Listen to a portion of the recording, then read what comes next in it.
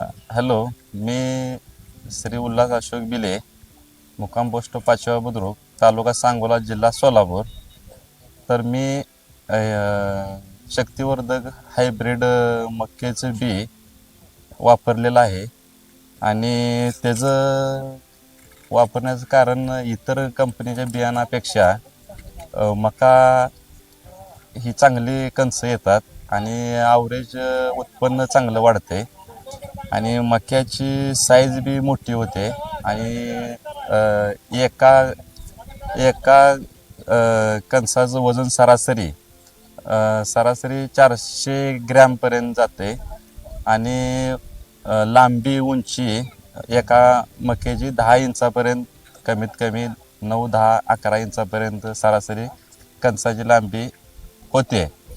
त्याच्यामुळं आणि ह्या ह्या व्हरायटीचा जी आतील बिरमड असतोय ती लहान असतोय आणि दाण्यांची संख्या जास्त राहते.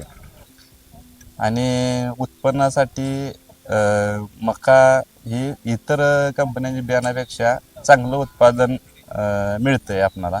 त्यामुळं हे बियाणं मी वापरायसाठी निवडलं पेरणीसाठी. तर मी शक्तिवर्धक SX 1130 हे बियाणं 18 जूनला पेरणी केलेले होते, 18 जुलैला सॉरी. आणि याला आत्ता 4 महिने झालेले आहेत. आणि तरी आता हा माझा प्लॉट काढण्यासाठी आलेला आहे. आणि सरासरी एक 10 किलो बी पेरणीसाठी माझं गेलेलं होतं. सरासरी माझं क्षेत्र आहे 50 गुंठे आहे. तरी मला हे जे उत्पादन सरासरी 40 क्विंटलच्या पुढे येण्याची शक्यता आहे, 40 ते 50 क्विंटल.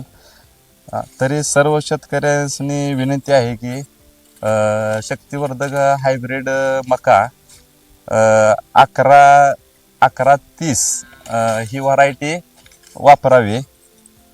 आणि रिझल्ट ह्याचा अतिशय उत्कृष्ट आणि चांगल्या पद्धतीनं व्हरायटी येते.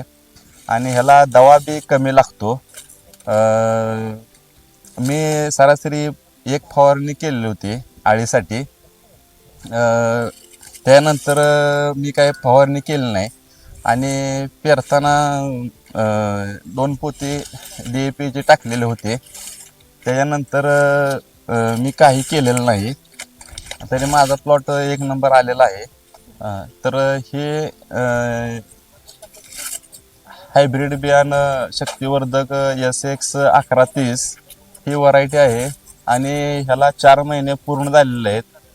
आणि 4 महिने पूर्ण झाले मक्याचा प्लॉट काढण्यासाठी आलेला आहे. तरी हिरवा चारा आपणाला हिरवा दिसतोय. सर्व जनावरांसाठी 1 नंबर उत्कृष्ट चारा बी तयार होतोय. शक्तिवर्धक हायब्रिड SX बियाणं 1130 हे मी वापरलेलं आणि उत्पादन चांगलं मला मिळालं. आणि ही सर्व शेतकऱ्यांनी विनंती आहे की हे मका बी तुम्ही वापरा. अतिशय उत्कृष्ट रिझल्ट तुम्हाला येतोय. काही अडचण येत नाही. बी 1 नंबर आहे या कंपनीची.